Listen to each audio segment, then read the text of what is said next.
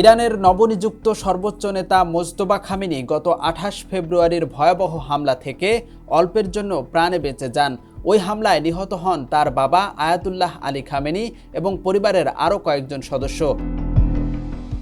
British সংবাদ মাধ্যম the Telegraph এর হাতে আসা একটি ফাঁস হওয়া অডিও রেকর্ড থেকে এই তথ্য জানা গেছে। প্রতিবেদন অনুযায়ী ১২ মার্চ তেহরানে এক বৈঠকে খামেনির দপ্তরের প্রোটোকল প্রধান মাজাহের হুসাইনি হামলার বিস্তারিত বর্ণনা দেন।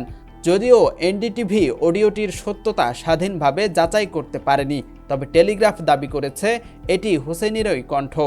অডিওতে বলা হয়, ২৮ ফেব্রুয়ারি স্থানীয় সময় সকাল ৯টা ৩২ খামেনি কম্পাউন্ডে সমন্বিত হামলা চালানো হয়। লক্ষ্য ছিল একযোগে খামেনি পরিবার ও ইরানের শীর্ষ নেতৃত্বকে নির্মূল করা।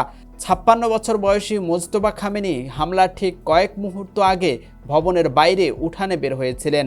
ক্ষেপণাস্ত্রটি আঘাত হানার সময় তিনি সিঁড়ি দিয়ে উপরে উঠেছিলেন। এতে তার স্ত্রী জোহরা হাদ্দাদ আদেল ও তাদের ছেলে ঘটনাস্থলে নিহত হন। তবে তিনি কেবল পায়ে সামান্য আঘাত পেয়ে প্রাণে বেঁচে যান। হুসেইনের বর্ণনায় উঠে আসে হামলার ভয়াবহতা। বিস্ফোরণ এতটাই শক্তিশালী ছিল যে ইরানের সামরিক বাহিনীর প্রধান মোহাম্মদ সিরাজির দেহ ছিন্ন ভিন্ন হয়ে যায়। শনাক্ত করার মতো অবশিষ্ট ছিল মাত্র কয়েক কেজি মাংসপিণ্ড। এ হামলায় খামেনির জামাতা মেজবাহ আল হুদা বাঘেরিও নিহত হন।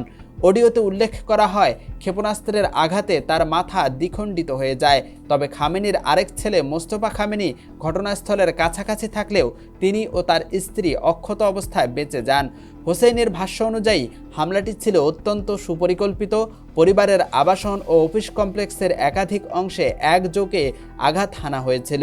ইউএফটি ফার্স্টের সাথে ট্রেড করুন যে কোনো জায়গা থেকে। ক্যাম্পাসে ক্লাসের ফাঁকে, ঢাকার জ্যামে বসে কিংবা ঘরে বসে।